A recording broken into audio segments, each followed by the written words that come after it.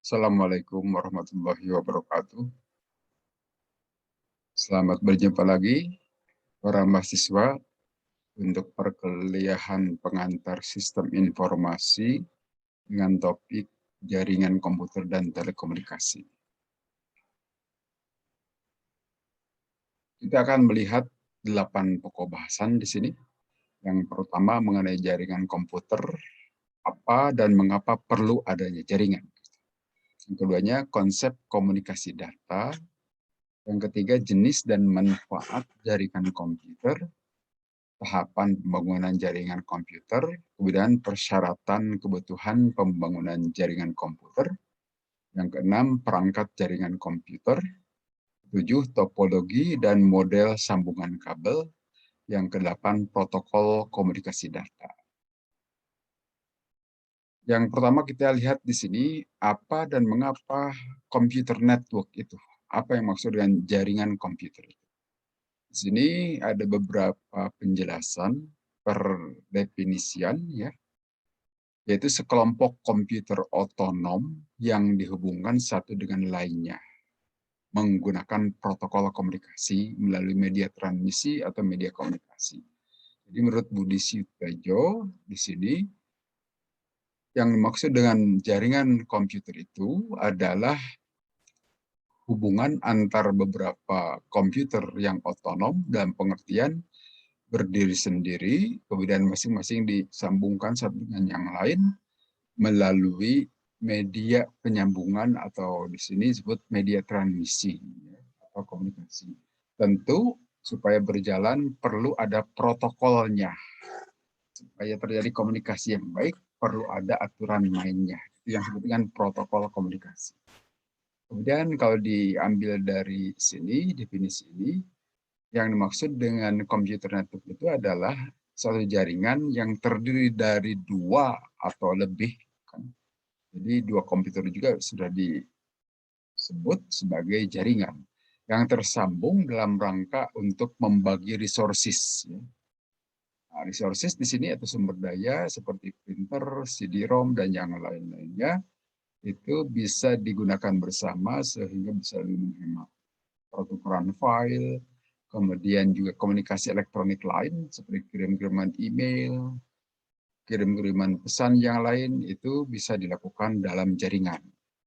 Nah, kemudian komputer-komputer yang di dalam jaringan itu bisa terhubung melalui kabel, bisa juga kabel khusus untuk sambungan komunikasi gitu, atau bisa juga menggunakan jaringan telepon PSTN ya, Public Switch Telephone Network, gitu.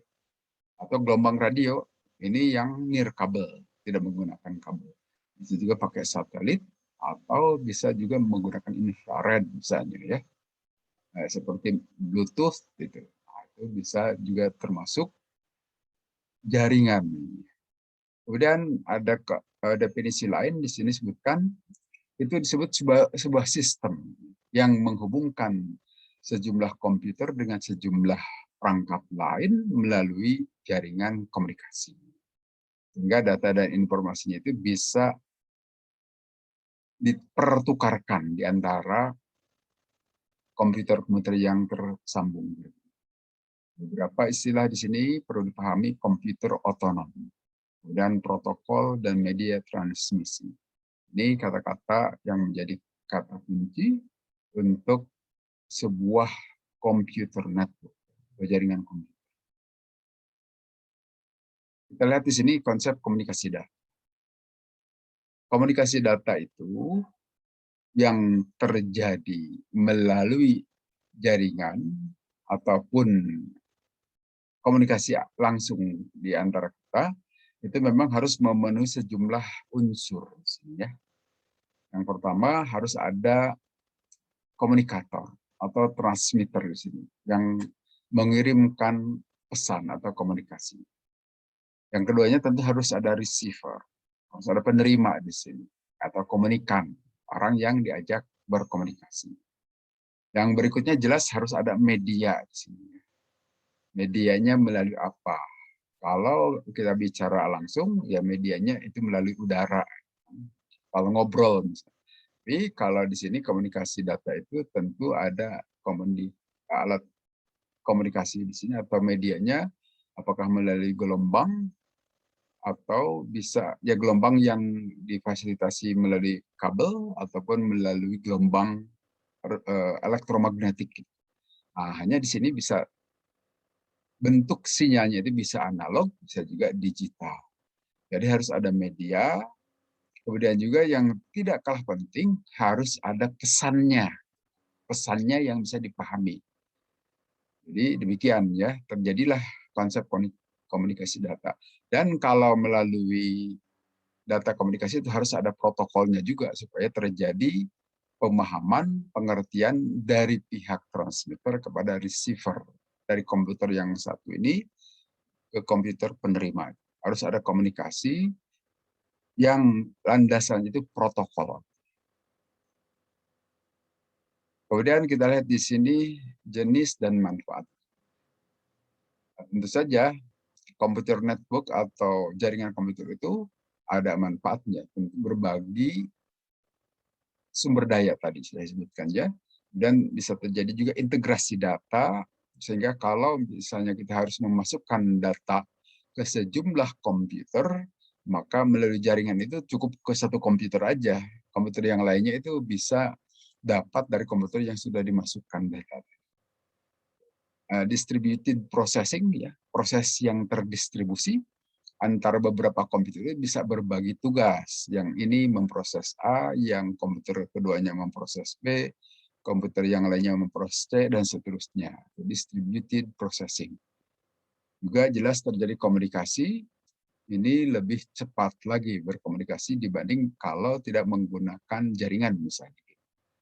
Kemudian juga ada keteraturan aliran informasi. Nah, ini keteraturan itu akibat adanya protokol, aturan main. Juga keamanan data bisa lebih diharapkan jadi keamanan. Artinya begini, kirim-mengirim data dari satu komputer ke komputer lain itu tentu bisa dilakukan perlindungan melalui kriptografi. Jadi proteksi. Nah, itu bisa lebih baik keamanannya dibanding dengan kalau kita mengirim data misalnya melalui copy dari satu USB ke USB lain atau cara-cara yang bukan melalui jaringan komunikasi. Demikian juga ada koneksitas banyak jenis merek komputer. Artinya ini tidak perlu hanya satu macam merek komputer. Berbagai merek bisa melakukan komunikasi. Bisa tersambung di dalam sebuah jaringan komputer. Anda bayangkan saja jaringan internet seluruh dunia ini berapa miliar komputer dan berapa macam merek komputer itu. Satu sama lain bisa saling berkomunikasi dengan satu protokol yang sama.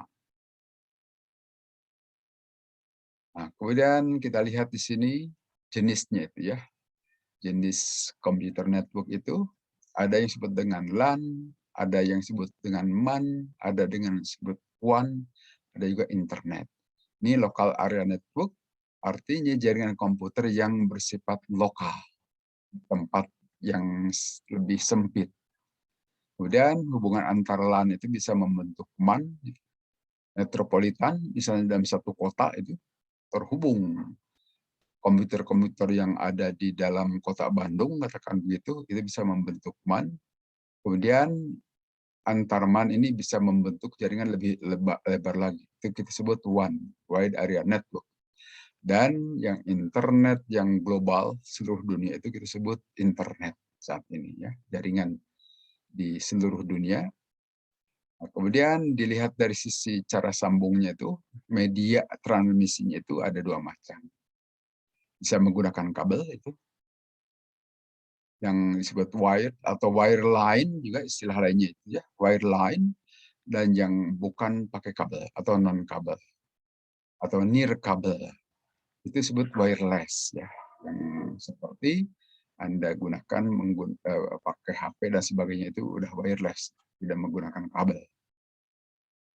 Kemudian media transmisi kalau menggunakan kabel di sini ada bermacam jenis kabel, ada yang disebut dengan kabel koaksial. Kabel koaksial itu seperti di antena TV itu seperti itu. Jadi ada satu di dalam, kemudian dikelilingi oleh serabut kabel di sekitar lingkarannya, itu biasa berbentuk koaksial seperti itu. Ada UTP, STP, ini adalah yang kabel-kabel yang dua sepasang gitu ya, sepasang. Dua macam kabel. Kemudian unsheathed dan sheath twisted pair itu maksudnya ya. Ada dua yang di sheath itu yang diberi selubung, ada juga yang tidak. Untuk kabel-kabel tembaga, kabel-kabel untuk ditelepon. Kemudian yang berikutnya adalah ada fiber optik. Ini adalah serat optik. Dan ini tentu saja beda. Di sini medianya menggunakan gelombang cahaya ya, gelombang elektromagnetik, sedangkan di sini menggunakan biasanya kabel-kabel tembaga. Nah, berikutnya ada gelombang elektromagnetik di sini. Kalau fiber optik ini berbentuk kabel serat optik, tetapi untuk memancarkannya, untuk mentransmisikannya tetap menggunakan cahaya. Tapi kalau di sini gelombang elektromagnetik sama sesungguhnya gelombang cahaya juga adalah gelombang elektromagnetik, tetapi beda frekuensi. Seperti untuk satelit, infrared, Bluetooth dan sebagainya itu menggunakan gelombang elektromagnetik juga. Sejenis dengan cahaya, hanya kalau cahaya itu terlihat, kalau gelombang elektromagnetik itu tidak terlihat oleh mata kita. Kemudian kita lihat di sini topologi jaringan. Ya. Topologi itu adalah pola hubungan antar komputer, terminal dalam satu jaringan komputer. Jadi bagaimana menghubungkan satu komputer dengan komputer lain, itu bisa menggunakan sejumlah pola hubungan. Itu yang disebut dengan topologi. Nah, yang pertama adalah topologi bus topologi. Nah, bentuk hubungannya itu seperti ini. Ini ada yang berupa bus ini. Satu yang di tengah menghubungkan semua peralatan komputer. Di sini seperti ada servernya, kemudian ada terminal atau workstation di sini. Kemudian ada printer, nah dihubungkan melalui satu bus. Itu yang biasa disebut dengan Ethernet, atau dalam prakteknya itu Ethernet kabel. Nah, di sini tentu saja ada sejumlah keuntungan dan juga kerugian. Keuntungan tentu lebih hemat kabel dan lebih sederhana layoutnya. Cukup menarik satu kabel saja, dihubungkan ke terminal-terminal di sini. Dan juga mudah dikembangkan. Artinya kalau mau diperpanjang bisa saja di sini diteruskan ini, tarik kabelnya. Kemudian tentu ada juga kekurangannya di sini ya, yaitu deteksi dan isolasi kesalahan sangat kecil. Di sini itu kekurangannya. Kemudian kepadatan lalu lintas juga cukup besar, karena yang jalan yang dilalui untuk komunikasi itu hanya melalui satu jalan besar ini saja, kan? Dan juga bila satu klien rusak, jaringan tidak berfungsi, maka diperlukan repeater untuk jarak jauh. Nah, jadi itu kekurangannya itu ada satu rusak saja di sini, bisa jadi itu tidak berfungsi jaringannya karena gara-gara satu klien ini rusak. Itu kekurangan untuk topologi bus. Kemudian yang berikutnya topologi ring topologi. Nah, ring itu sendiri artinya kan cincin, melingkar. Nah, ini bentuknya ring. Ini yang biasa dulu itu berasal dari IBM itu. Token ring itu biasa sebut itu dari IBM. Jadi bentuk komunikasi transmisi datanya itu dalam satu kabel yang melingkar, kemudian di lingkaran-lingkaran ini ditempelkan di tab itu workstation ya. Jadi di sini ada server, ini terminal-terminal terhubung melalui lingkaran ini, token ring. Keuntungan di sini, kelebihannya itu hemat kabel sama dengan yang tadi, tapi juga dapat menghindari bentrokan transfer data. Karena jalannya itu ada beberapa alternatif ya. Kalau dari sini mau ngirim ke sini bisa langsung. Tapi kalau dari sini mau ngirim data bisa melalui ke sini. Kalau ini lagi sibuk bisa juga ke sebelah sini. Gitu ya. Sehingga di sini transfer data itu bisa dihindari bentrokannya antara satu stasiun dengan stasiun yang lain. Kemudian ada kekurangan di sini, peka terhadap kesalahan. Cepat ketahuan kalau ada gangguan. Tapi pengembangan jaringannya juga menjadi kaku. Agak kaku karena ya kalau mau memperlebar ini harus dipotong 2, kemudian tambah kabel ke sini jadi melebar ini ya, ringnya. Kalau di Ethernet tadi atau yang bus itu cukup di satu sambungan saja diperpanjang. Kemudian kita lihat topologi berikutnya itu adalah star, bintang ya. Nah, bintang itu seperti ini. Di tengah itu ada hub, penghubung. Kemudian di sini ke penghubung ini dihubung-hubungkan ke berbagai terminal. Misalnya salah satunya di sini adalah servernya. Ya. Nah, di sini hubungannya itu lebih fleksibel lagi ya. Nah, itu paling fleksibel di sini. Karena jalan yang bisa digunakan untuk komunikasi data itu ini lebih banyak dibanding dengan topologi yang sebelumnya. Kemudian perluasan jaringan lebih mudah karena kalau mau nambah itu ya tinggal nambah di sini aja, narik kabel gitu ya. Di sini tarik kabel bergantung kepada kapasitas dari hub ini sendiri nanti, penghubung di pusat. Kemudian di sini kontrolnya terpusat karena bisa diketahui melalui satu ini, hub ini ya. Kemudian ada kerugian. Boros kabel ya jelas, karena di sini harus menggunakan masing-masing komputer, harus narik kabel sendiri dari hubnya ini. Juga perlu ada penanganan khusus jika ada hal-hal yang kritis. Nah, tentu saja kalau terjadi gangguan di pusat ini, berhentilah semuanya. Itu kekurangannya. Kemudian sebetulnya masih ada lagi ya, topologi yang lain itu mesh, itu gabungan antara ring dan start tadi itu. Itu lebih alternatif, komunikasinya lebih banyak lagi. Berikutnya kita lihat di sini pembangunan jaringan. Tekniknya ada 2 macam di sini, ada top down sama bottom up. Kalau top down itu jaringan dibangun secara menyeluruh dalam sebuah rencana kerja, artinya dari atas. Ya. Itu jaringan lokal untuk setiap unit dibangun secara bersama dengan spesifikasi yang sama. Artinya dari atas kemudian digelar nanti ke bawah-bawah. Misalnya seperti tadi berdasarkan topologi masing-masing, nanti itu sudah direncanakan untuk satu perusahaan, kemudian nanti ke bagian-bagiannya itu dilihat bagaimana komposisi dan juga banyak sedikitnya komputer yang akan dihubungkan. Yang keduanya itu adalah bottom up. Nah, kalau ini jaringan-jaringan di masing-masing unit membentuk dahulu jaringan. Dari situ baru diangkat ke atas. Jaringan dibangun berdasarkan kebutuhan setiap unit atau departemen. Nah, dari situ nanti menjadi jaringan yang besar dalam satu perusahaan atau satu gedung misalnya. Nah, di sini tahapannya itu melalui tahapan 7 tahap di sini. Yang pertama, pada saat kita mau membangun jaringan itu, buat dulu definisi dan tujuannya untuk apa. Karena pasti akan beda-beda ya. Dalam arti begini, beda-bedanya itu masing-masing unit bisa saja misalnya topologinya itu lain-lain. Bisa ada yang menggunakan topologi bus, ada yang mau pakai start gitu kan. Kemudian pakai ring dan sebagainya ya.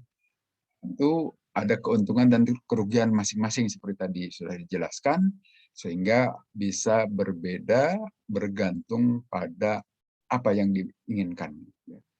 Definisikan, demikian juga untuk rencana secara menyeluruh bagi sebuah organisasi atau perusahaan.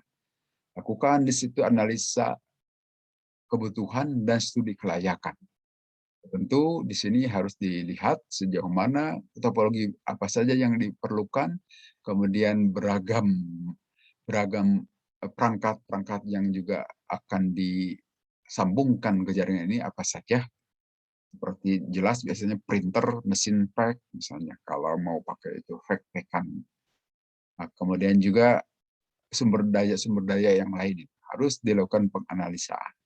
Juga harus dilakukan analisis situasi dan perencanaan. Misalnya begini, di gedung bertingkat, harus diketahui jaringan jalur kabel yang bisa digunakan kemana saja. Kan? Kemudian tentu saja tidak boleh narik kabel sembarangan karena bisa merusak keindahan gedung. Gitu. Maka dalam hal ini harus dipelajari situasi gedung ini, mana saja jaringan atau tempat menarik kabel, sehingga nanti akan memudahkan termasuk ukuran-ukurannya berapa meter dan sebagainya itu harus diketahui. Dan tentu harus berkomunikasi dengan pengelola gedung. Kemudian setelah diketahui situasinya dan juga kebutuhan, lakukan perancangan, membuat blueprint-nya, rencana jaringan. Misalnya servernya akan disimpan di lantai berapa, kemudian hub-nya akan di mana, topologi yang akan digunakan bisa saja semuanya seragam, pakai bus, atau pakai token ring, atau pakai yang lain. Nah, tapi bisa jadi berbeda-beda. Nah, bagaimana? Tentu harus dilakukan perencanaan. Setelah dirancang, baru narik kabelnya. Tentu setelah belanja kabelnya juga. Bisa juga tidak semuanya pakai kabel, pakai gelombang misalnya tadi. Juga gelombang elektromagnetik. Wireless maksudnya ya. Bisa saja. Kemudian diimplementasi, tentu setelah dilakukan penarikan kabel harus ada pengujian juga. Maka harus dilakukan evaluasi. Bisa jadi di satu tempat itu pusatnya traffic jam. Artinya terjadi penumpukan data sehingga menghambat komunikasi data. Sehingga menjadi lambat misalnya. Atau bahkan di situ sumber-sumber gangguan. Tentu saja harus dievaluasi dan harus dirancang ulang. Tapi kalau sudah baik, ya tentu harus dilakukan pemeliharaan berikutnya. Ini 7 langkah dalam merancang atau mengimplementasikan computer network. Di sini beberapa kebutuhan yang juga harus direncanakan pada saat perencanaan itu. Tentu harus dilihat juga kebutuhan hardware-nya apa saja. Harus dilakukan perencanaan matang. Nah, biasa kita sebut perencanaan strategis sistem informasi. Kemudian softwarenya juga apa saja yang dibutuhkan harus didata, harus diidentifikasi. Juga dilakukan instalasi di sini pengkabelan dan juga protokol. Protokol yang akan disetting di dalam instalasi itu seperti apa. Yang tidak boleh lupa juga itu adalah troubleshooting untuk mendeteksi gangguan-gangguan. Karena sangat mungkin gangguan itu terjadi kapan saja. Nah, untuk mengatasi hal itu, tentu harus disiapkan troubleshooter-nya. Kemudian di sini kita melihat contoh hardware, kebutuhan hardware, PC ataupun laptop ya. Nah, tentu di dalamnya akan ada spesifikasi motherboard, I/O port-nya, gitu kan, prosesor yang akan digunakan, apa saja, hard disk dan sebagainya. Ini dengan kapasitasnya juga tentu harus ditentukan. Memori ya, di dalamnya juga harus dijadikan sebagai pertimbangan dalam merancang jaringan ya. PGA, kartu PGA itu untuk monitor, kemudian CD-ROM, disk drive, monitor dan sebagainya ini. Itu yang harus disiapkan untuk melihat kebutuhan-kebutuhan hardware. Kemudian kalau lihat software di sini, tentu harus dilihat juga di sini operating sistemnya apa saja. Dan network operating systemnya juga di sini. Ada beragam, bermacam-macam. Bisa menggunakan Windows, bisa Windows juga beragam, ada Windows 2000, Windows XP, dan seterusnya. Network juga ada NT, bisa juga pakai Linux, Unix, dan seterusnya. Ya. Macam-macam nih. Kemudian driver untuk hardware. Ini juga harus disiapkan. Jangan sampai sudah dibeli tidak berfungsi karena drivernya ketinggalan atau tidak terbawa atau tidak masuk dalam paket. Kemudian disebut untuk startup disk juga perlu, ini untuk menghidupkan komputer. Dan demikian juga aplikasi-aplikasi untuk utility. Juga tentu harus ditimbang, harus dijadikan bahan persiapan pengadaan perencanaan jaringan. Untuk troubleshooting juga perlu ada bit error, artinya kalau ada kesalahan, ada kegagalan komunikasi, tentu harus ada sinyal yang diketahui oleh para operator. Bip error misalnya, kedip-kedip ataupun ada bunyi dan sebagainya. Ya.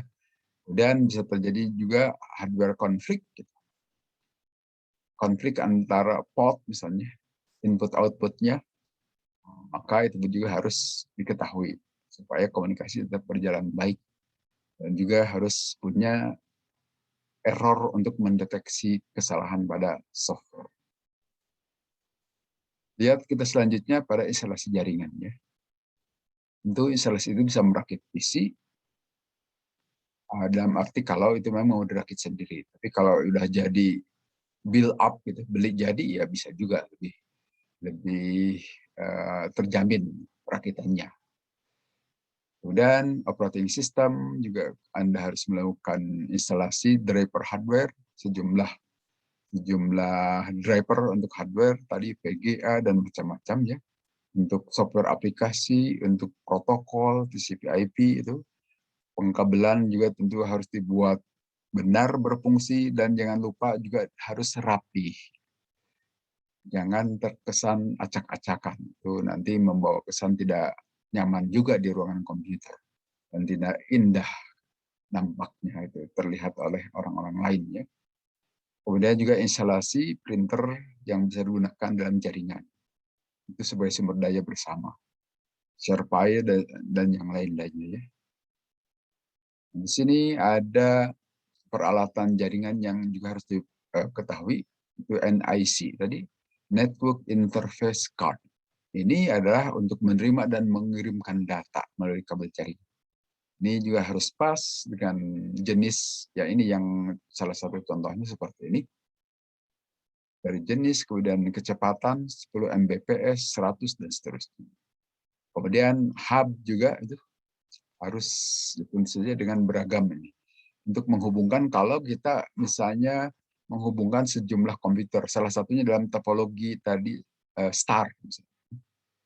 Itu tentu harus yang pas, yang mana yang akan digunakan. Untuk kepentingan kita, termasuk kecepatan dan juga jumlah portnya. Kalau kita hanya membutuhkan 16, ya udah kayak yang 16. Tapi ada kemungkinan berkembang, lebih baik kita beli yang 32 misalnya. Yang memungkinkan untuk ditambah kapan-kapan.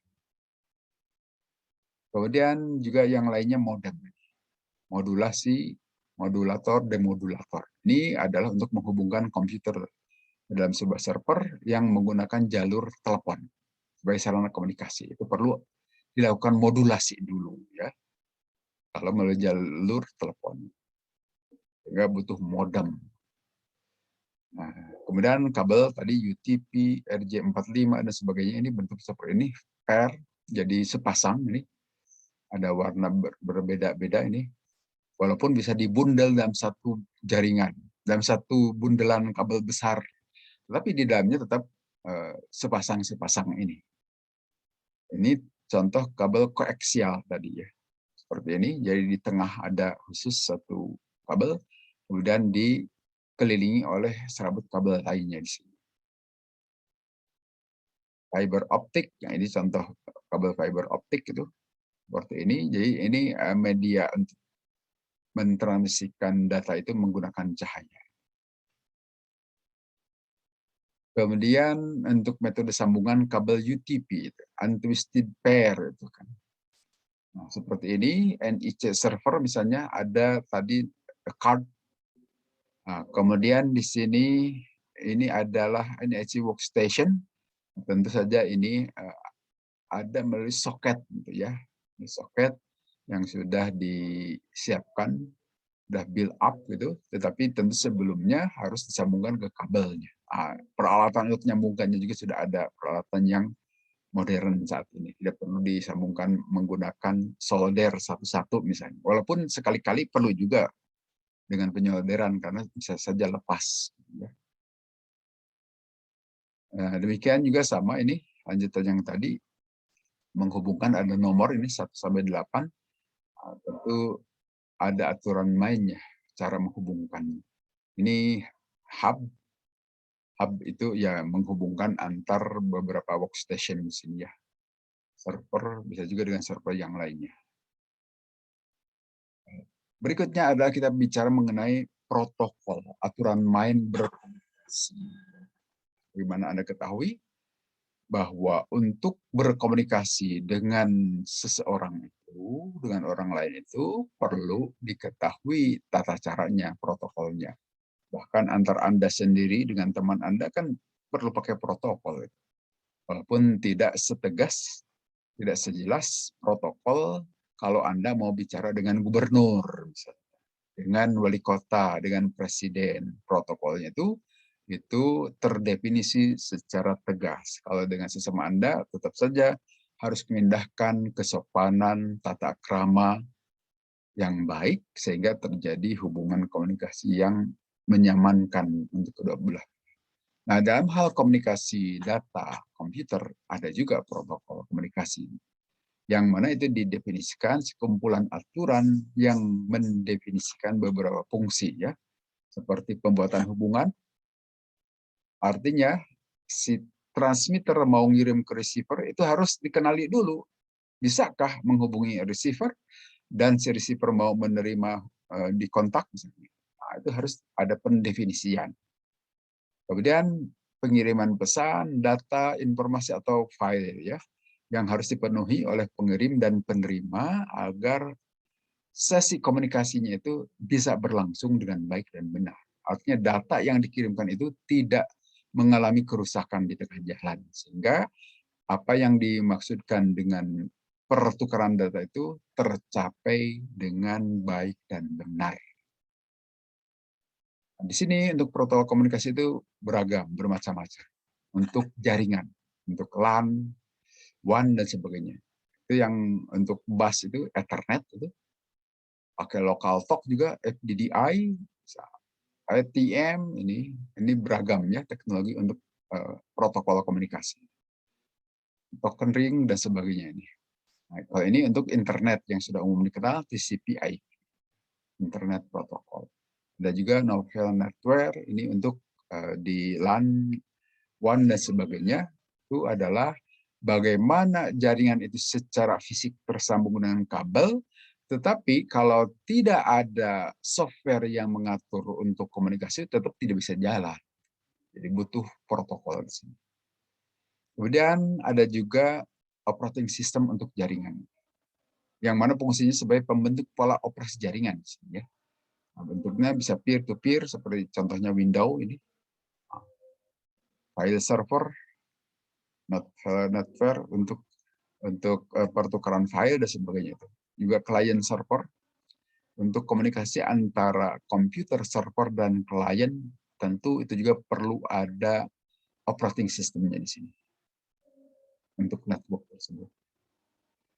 Nah, kemudian sekarang kita lihat di sini evolusi arsitektur network atau jaringan komputer. Terjadi perubahan. Kalau masa dulu komputer itu sifatnya host base, artinya berbasiskan komputer besar, satu pusat komputer, ya.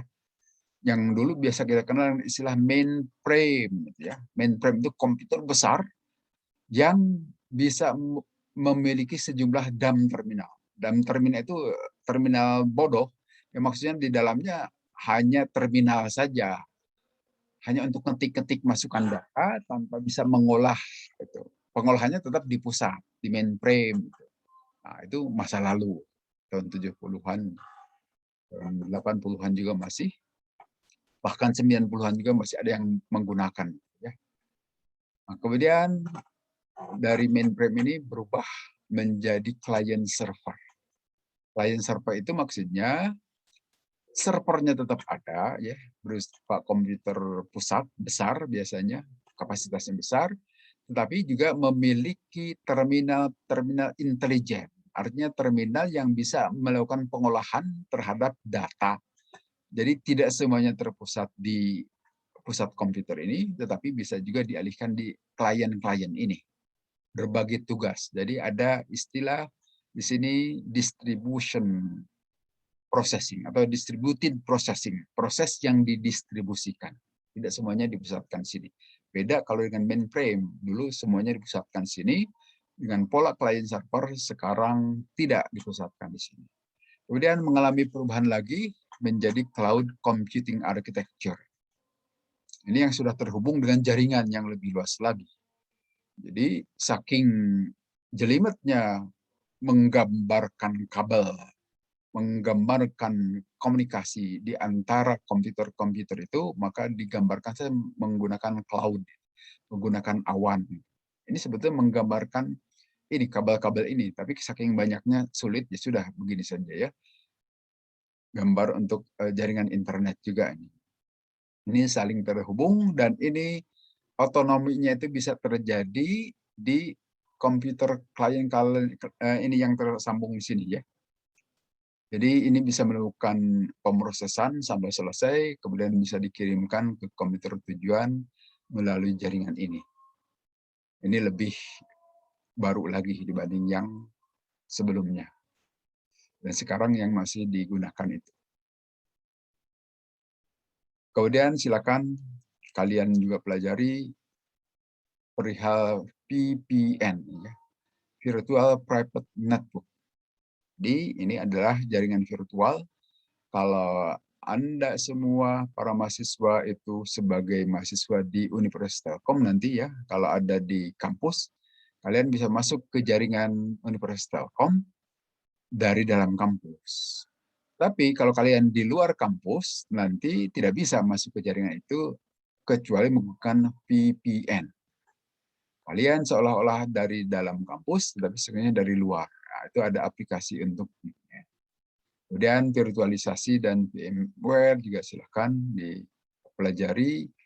VoIP juga ya, Voice over Internet Protocol. Itu pembicaraan seperti kalau dulu itu telepon itu kan berbicara, mengirim pembicaraan satu orang kepada orang lain menggunakan kabel telepon. Ternyata setelah ada jaringan internet, bisa juga menggunakan jaringan internet untuk berbicara. Sehingga dengan demikian, fungsi telepon mulai tergerus, gitu ya. Kemudian remote PC dan team viewer. Kan Anda pelajari juga Cisco. Ini adalah merek dari salah satu perangkat untuk membentuk jaringan komputer ya, Cisco firewall. Untuk keamanan jaringan juga perlu juga dibangun firewall itu ya, tembok untuk penyelamatan supaya tidak banyak penyusup yang sembarangan masuk seperti di jaringan komputer Universitas Telkom. Nah, itu harus dibangun berupa benteng-benteng yang disebut firewall itu dan proxy server supaya bisa menyaring tidak setiap orang yang bisa masuk ke dalam jaringan itu, tetapi akan dideteksi jika itu tidak diizinkan, tidak bisa masuk. Kemudian WiFi, WiMAX, ini adalah untuk di telepon ya.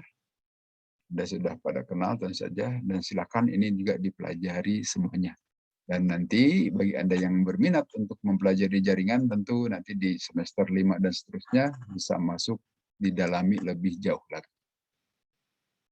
Itu saja saya kira untuk perkuliahan kita kali ini. Terima kasih atas perhatian Anda semua. Kalau ada yang belum jelas, silahkan ditanyakan dan kita diskusikan. Sampai di sini dulu.